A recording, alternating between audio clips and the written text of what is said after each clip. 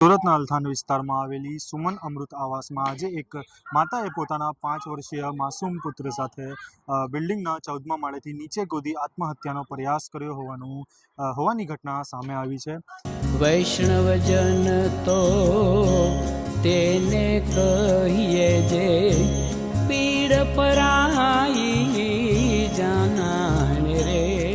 નમસ્કાર, આપ જોઈ રહ્યા છો નવજીવન ન્યૂઝ। હું છું સાર્થક અને સુરતની વાત કરીએ તો સુરતમાં આજે એક ગંભીર ઘટના સામે આવી છે, જેમાં સુરતના અલથાણ વિસ્તારમાં આવેલી એક સુમન અમૃત આવાસ, જેમાંથી એક માતાએ તેના 5 વર્ષીય પુત્ર સાથે 14મા માળેથી કૂદીને આપઘાતનો પ્રયાસ કર્યો હતો કૂદીને, અને નીચે પડતા જ માસૂમ બાળકની કરુણ મૃત્યુ થઈ છે।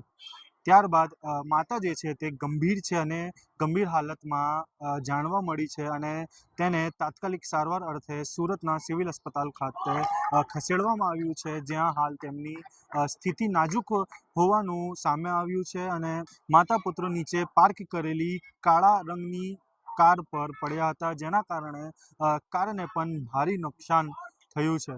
આ ઘટનાને જાણ થતાં જ અલથાણ પોલીસ ઘટના સ્થળે પહોંચી હતી, અને પોલીસના જાણ અનુસાર આશરે 30 વર્ષની મહિલા જે છે તે આવાસમાં પણ રહેતી ન હતી, અને જે આવાસના લોકો છે, જે રહેતા લોકો છે, એ લોકોએ જણાવ્યું કે એ લોકોને આજે ખટોદરા વિસ્તારના સુમન આવાસ છે, ભટાર ચોકી વિસ્તારમાં, તે સવારે 10 વાગ્યાની આજુબાજુ પોલીસને કોલ આવી અને પોલીસ જગ્યા ઉપર વિઝિટ કરતાં જાણવા મળેલું કે એક મહિલા છે જેનો અત્યારે આઈડેન્ટિફાઈ થઈ શકી નથી। તે પોતે પોતાના બાળક સાથે 5 વર્ષના બાળક સાથે સુમન આવાસના 14મા માળેથી જમ્પ કરી દીધેલું જણાવી મળ્યું છે।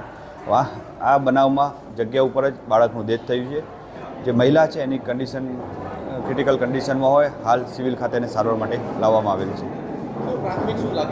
પ્રાથમિક રીતે મહિલાએ આત્મહત્યાનો પ્રયાસ કર્યો પોતાની બાળક સાથે, પરંતુ હાલ મહિલાનો પરિચય મેળવ્યા પછી મહિલા કોણ છે એ પોલીસ તપાસ કરી, ત્યારબાદ ખ્યાલ આવશે કે આ બનાવ પાછળનું મુખ્ય કારણ શું છે। એ લોકોએ પણ મહિલાને ક્યારેય જોયું નથી ને એ લોકોને પણ ઓળખતા નથી। પ્રાથમિક રીતે આ બનાવ આત્મહત્યાનો પ્રયાસ હોવાનું લાગી રહ્યું છે।